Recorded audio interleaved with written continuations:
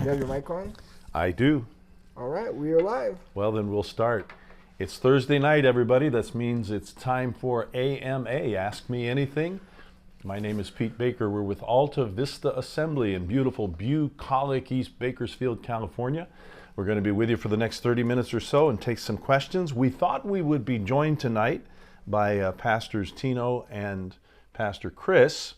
Tino got delayed at work. Some big bosses came in and had to consult with him. And Chris got himself some kind of sickness, some bug. So anyway, so it's just little old me tonight. But I am joined, as always, by Matthew. I'm here too, not just little old you. Just little old me answering the questions. Oh, okay. Little old you asking the questions. Okay. And I'm joined tonight, as always, by Matthew, who, as Shakespeare would say, is the deed-achieving shoulder clapper. Okay. That's a Shakespearean compliment. Is it? Yeah, well, What does it could mean? be. Can you elaborate on It that? could That's be the first worse. question of the It night. could What be is worse. that? I could. Shakespeare that could mean? say, "Away with you, you moldy road." I know, but what is the? I like the. A What does shoulder that mean? clapper, a Oh, okay. hail, All right. hearty fellow. Okay, hearty fellow. So, Matt, greet the people and tell them how we play the game. Hello, everybody. Thank you for joining us. It is Thursday night. The way that it works is we have people submit questions throughout the week. If you have questions that you want to ask live, put them in the comments or send me a direct message on Facebook and we'll ask those first. Those take priority over the ones that were sent not live, I should say. But that's kind of how it works. So- and hey, if you guys want to share the video too, you never know who may have questions, so share it and we'll see if we can get some questions from other people maybe. Outstanding. So yeah, but the last several we've done with a combination of Chris and Tino, or It's Chris, been or great, both, yeah. and yeah, it's nice. So I feel a little exposed tonight. I don't have a backup. You So don't have someone to, well, here we go. You've done it before by yourself. So, I know, but it's easier when somebody else takes the hard questions. All right, so I'm going to ask our first question here. Let me just get it on my little sheet here. Jesus and his disciples were Jewish and they spoke Aramaic. So why are the disciples named European names like Matthew, Mark, Luke, John? Okay, they were Jewish. They did speak Aramaic, true. And you have noticed something in noticing that in our English Bibles, they seem to be European names. Those names are, for the most part, either Latinized, they were processed through Latin. Originally, they were Hebrew names. We're going to see one of them as an exception in that list that you gave me.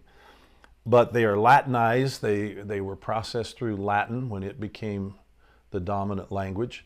And so some of them are Latinized and some of them are Anglicized. They're converted into English over a period of time. But they all have a biblical basis. I believe one of the names mentioned was Matthew. Hebrew word is Matanayu. And a lot of times those Aramaic Hebrew names have the name of God woven into them, Yahoo at the end of the Hebrew version of Matthew, that indicates something to do with God. John is the English version of Yohanan, Hebrew word Yohanan, which also has the name of God woven into it. So what you're looking at when you think of them as English names is they're just English versions of a Hebrew name that's gone through, different changes through the years, as I said, through Latin, through maybe another language, a Germanic language, and then into English. So that's the reason for that. One of the names, two of the names on your list are a little bit different. I think you mentioned Mark and Luke. Mark is the Roman name of a Jewish fellow named John Mark, Johannan Marcus. So perhaps he was a Roman citizen, it's thought, like Paul. And so he would have had three names. One of them we don't know, but we do know two of them, John, Johannan, and Marcus. Mark is a Roman name, a Latin name. It comes from the name of the the war god Mars, Marcus. On that list, one of the fellows is not a Jewish fellow, and he does not have an Aramaic or a Hebrew name, and that's Luke. His name would have been Lucius, or probably they would have pronounced it Lucius. So that's the exception, but you can see how Lucius or Lucius would easily become Luke. So that's the answer to that. Yeah, they are English names, but they're anglicized, they're Latinized versions of much older names. Okay.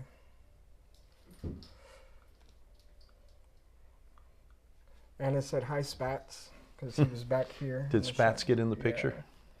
Yeah. Could you help me understand Acts 12:20 through 23? Why did God choose that particular time to kill Herod? Okay, well, let's look. The references to Acts 12. What we've got here is a story of Herod, one of the puppet kings. He was kind of a vassal king to the Roman imperial powers, but he had some power. He was not a good person. You read about him in the book of Acts. This is not the same as Herod the Great, who had the babies killed at Jesus' birth, but this is a relative who's equally as bad and problematic. And what we've got in the Acts account is King Herod has already suffered one defeat. He had arrested Simon Peter. Simon Peter had been miraculously delivered by divine beings that freed him from the prison, and he went about his business preaching in greatly disappointing the whole enterprise of having him arrested. He was arrested for preaching and talking about Jesus who's risen from the dead. They'd been forbidden to do that by the authorities. In defiance, he had been arrested, but then miraculously delivered, and the next thing you know, he's back on the street doing the very same thing. And he cannot seem to hold on to Simon Peter, can't keep him in jail long enough to execute him. That was his plan. Because he had seen that the execution of one of the other apostles, James, had been curried him some favor, Herod, and so he thought, let's kill another apostle. And so he had arrested Peter. Peter had escaped miraculously and continued to do the thing that Herod was irritated to see him do. So he's already been defeated. He can't hold on to this guy long enough to kill him. And it says that he goes down from Jerusalem, where this had taken place, to a place called Caesarea, which was a Roman stronghold. It was kind of the Roman capital of the province.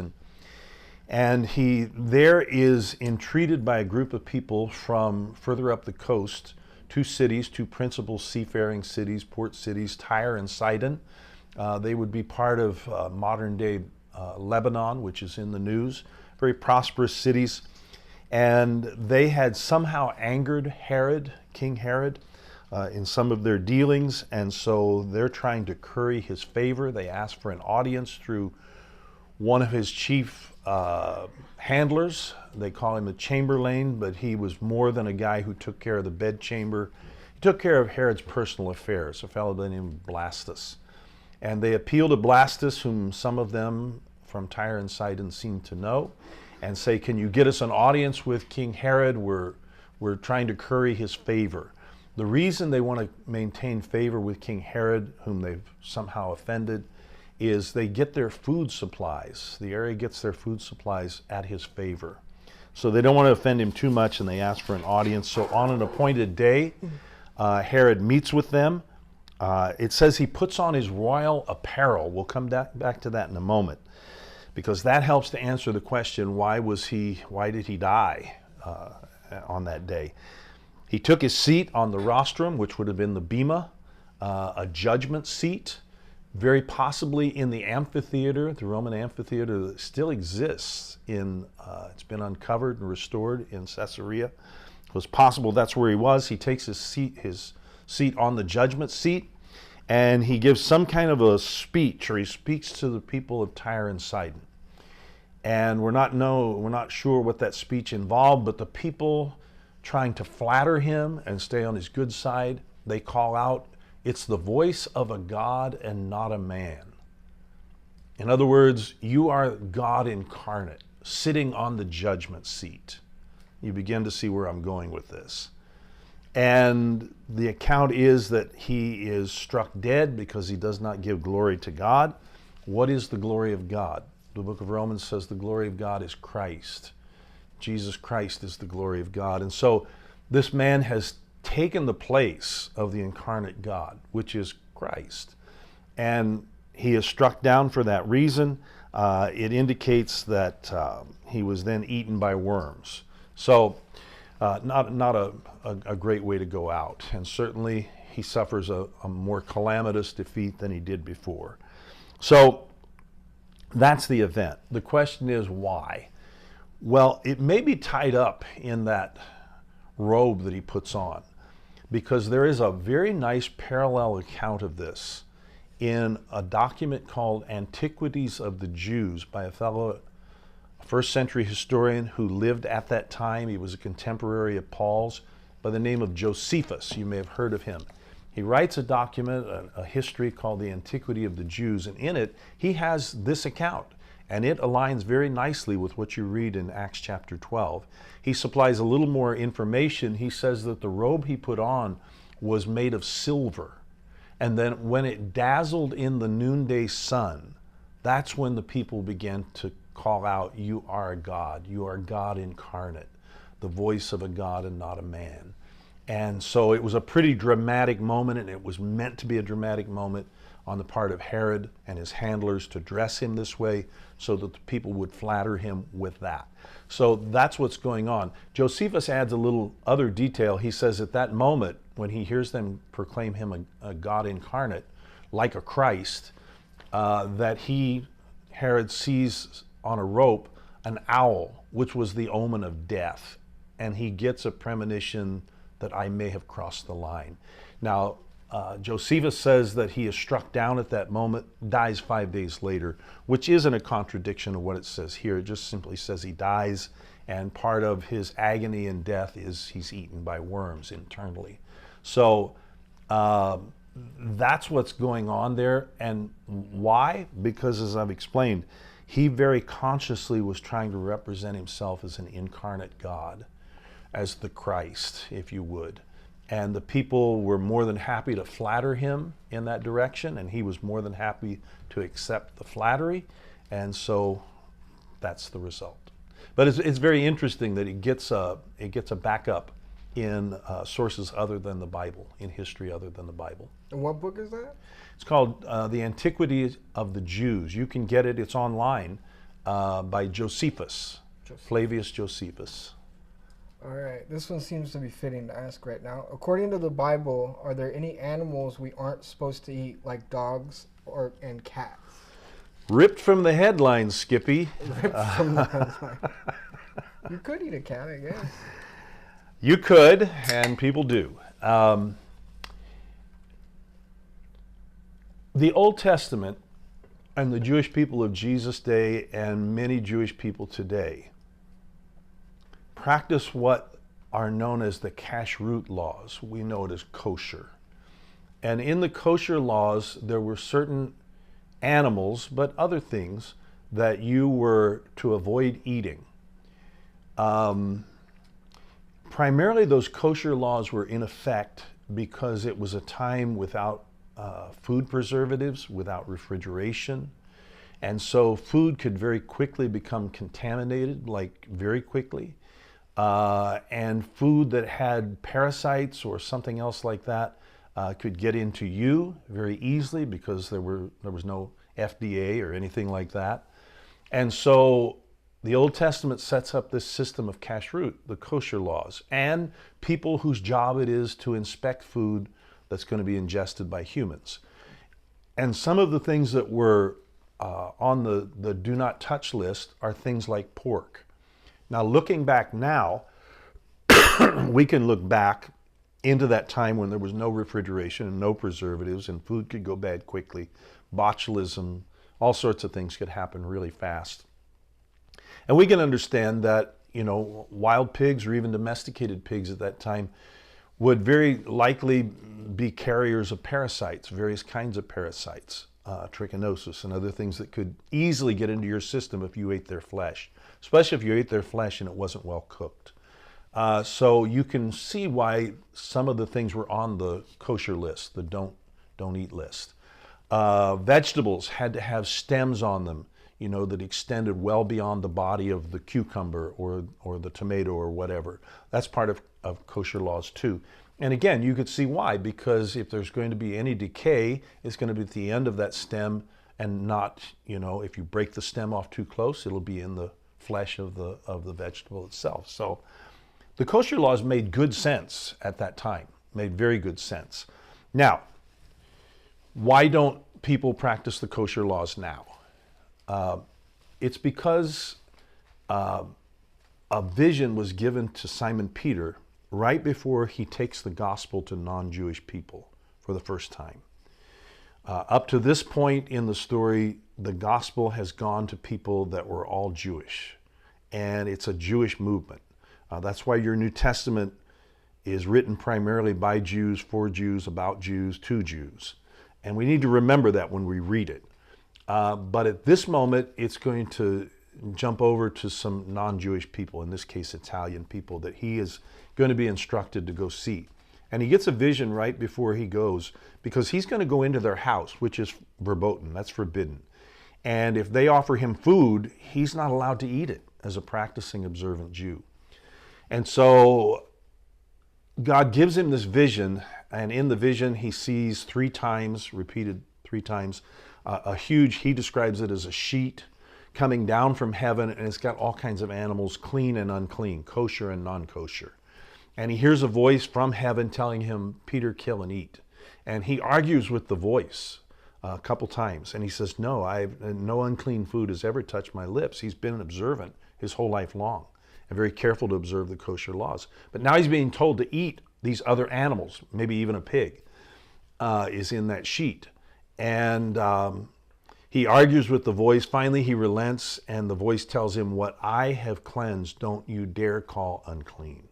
So from that, he understands that not only are different banned foods now able to be eaten, but also you don't consider any people unclean. And that's really the more important thing that he gets from it, because then he's free and very happy to go and present the gospel of Christ to these non-Jewish people for the very first time.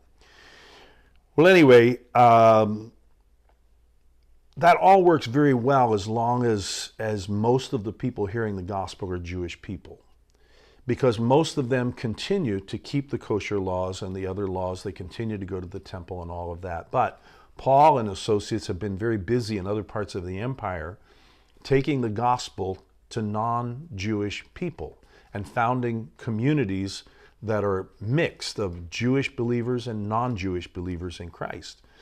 They come back home and they are presented with a dilemma, because there are a group of Jewish Christians saying, we need you to go back and tell all those non-Jews that have embraced Jesus that they need to keep all the kosher laws, and they need to be circumcised, the men, and they need to go whole hog on the Mosaic covenant.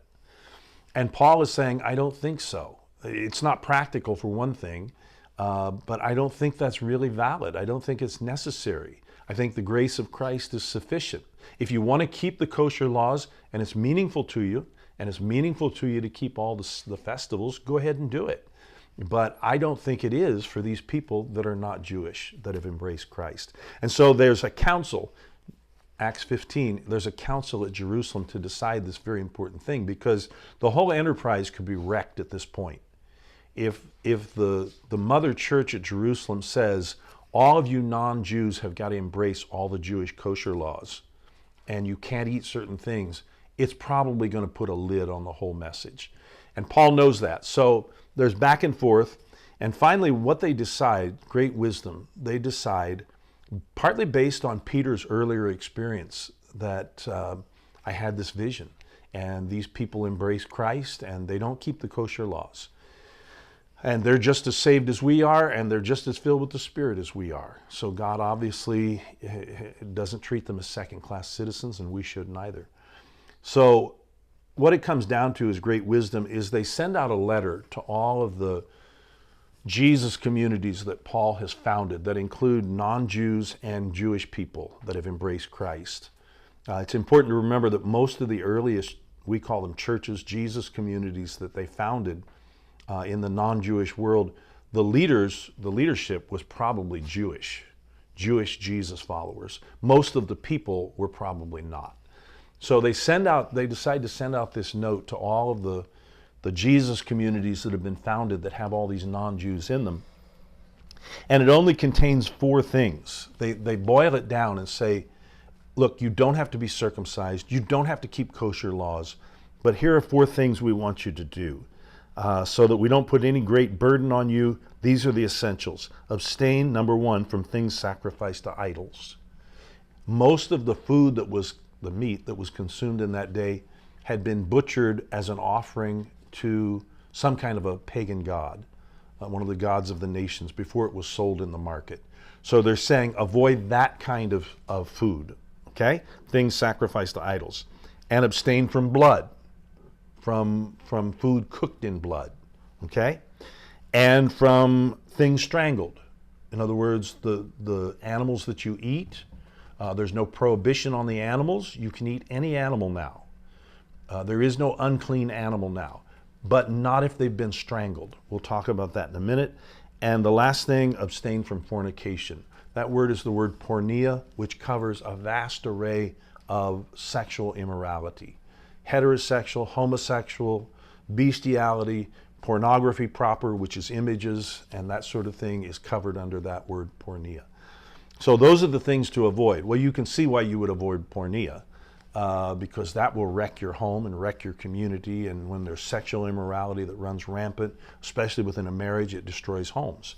So you can see that. As far as the other things strangled and things in blood, things sacrificed to idols, we can understand that. But why did they say don't eat food that's been strangled or food that's cooked in its own blood?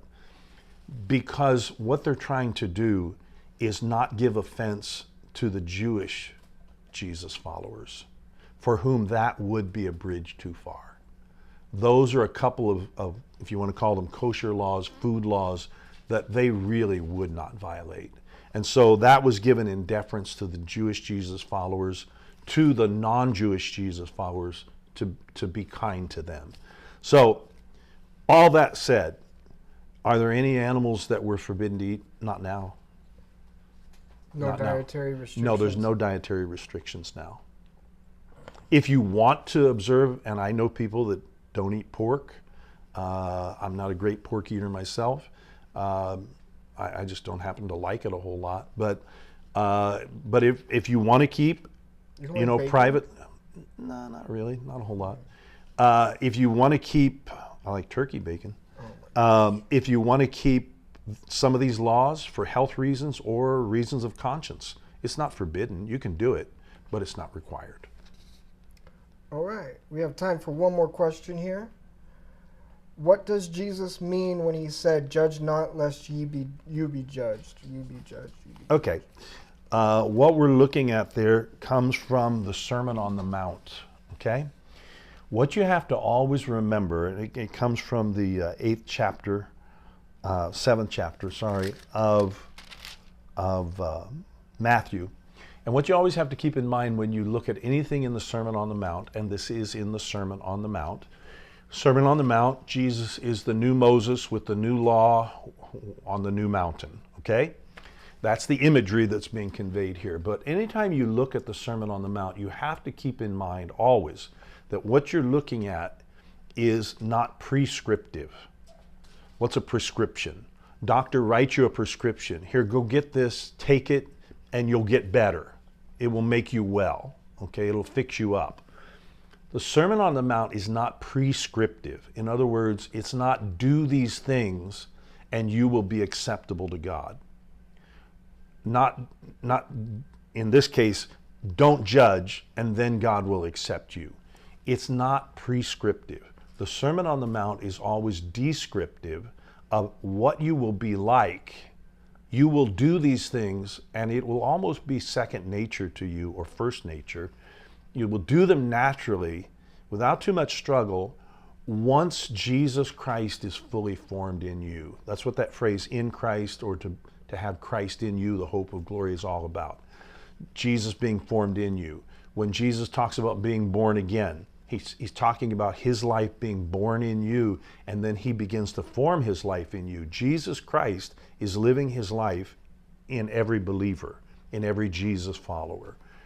And when he is allowed to have his life formed in you, when you allow him to do that, this is what you will look like. You will not be a judgmental person.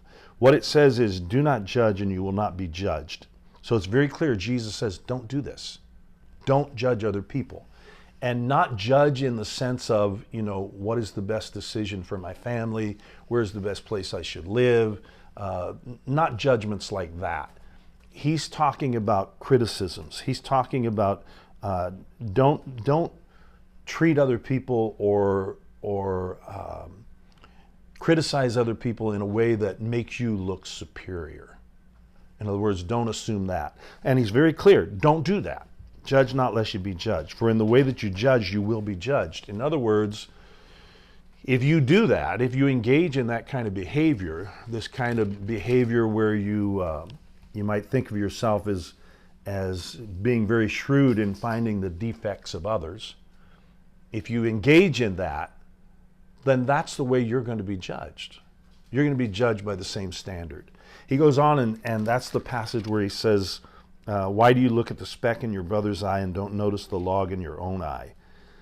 So he's telling us, don't look at the defects in somebody else. Don't be shrewd about looking at the defects in somebody else's life, but look at the defects in your own life, okay?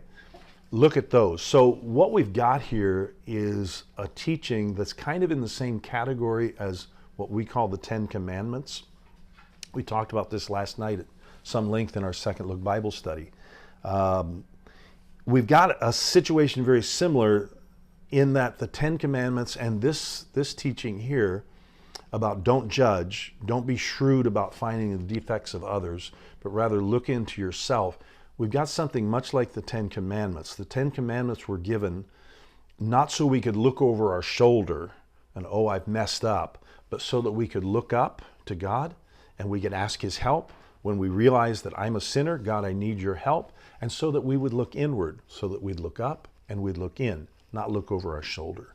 And that's what you've got here, is an invitation to look at yourself. And the other thing that's indicated here in this, if you judge like that, you'll be judged in the same way, is the idea that God looks not only at the action, but he also looks at the potential. When you begin to walk with the Lord and you begin to understand what repentance is and how necessary it is that I do this inward look and I do this upward look, God help me, I'm a sinner. I don't have time to look into the life of somebody else. And you realize that no matter how bad anybody else is, in fact, the worst criminal in prison, that in potential, I'm worse. And God looks not only at the action, but he also looks at the possibility, at the potential. And just end this little monologue here by saying, I get out of this passage something along the lines of, who would dare to say, judge me the way I've judged other people? Who would dare to say that to God? God, you judge me the same way I judge other people. Nobody would do that. And so that tells me that I've got a lot of adjusting to do on my end. As Jesus says, don't look at the speck in somebody's eye because it's in spades in you. In fact, the book of Romans in the 2nd chapter kind of expands on that idea. And it's very possible that the reason I notice a defect in you is because I've got it in me, probably worse. That's what causes me to notice it in you. So all that together, that's what Jesus is hammering at here with judge not. All right, that's all we have time for. Well, then that's what we'll do. I miss my compadres, Pastor Chris. Pray for him. He's not well, and Tino tied up at work. Pray for him. He's with his bosses. He's with his bosses. So anyway, I miss those guys. Next week, we're going to take a hiatus, correct? Because it is your birthday. Next week, and you'll be at... And it's a national holiday. You don't work on your birthday. I do work on my birthday. but not. And we'll be at Living Hope with the broken people. So anyway, so we'll skip. So you'll run a best of next week, I assume. I'll just run a different episode. Just okay. Another episode. Or... Well, you can look forward to that. As I said, we are with Alta Vista Assembly in beautiful bucolic East Bakersfield. 529 Crawford Street is our address. And if you are in the area on Sunday and you don't have a good church home, a church that you call home, you'd be most welcome at ours if you're in our neighborhood, passing our way. Again, 529 Crawford, English service at 10 a.m. Pastor Tino will be continuing his series on being rooted and grounded. And I'm pretty excited for his series. This is number 3 of 4. He'll preach again next week. And then I'm going to come behind him because he's using the parable of the soils. And I'm going to preach on the parable of the soils, but just one phrase where Jesus says, if you don't understand this one, you won't understand anything I said.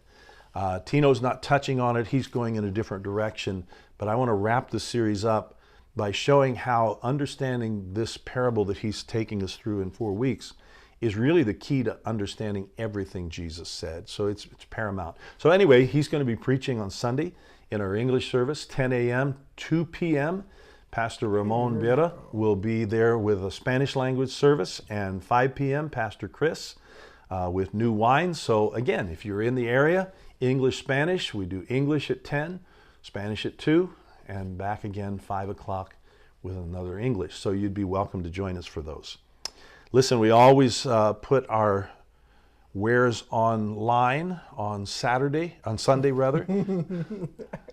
When you said Pastor Ramon's at 2 p.m., I thought you were going to say we post our service at 2 p.m. I was like, oh, we finally got it. But no, but that is when I happen to know that that is when we, thank you for that cue.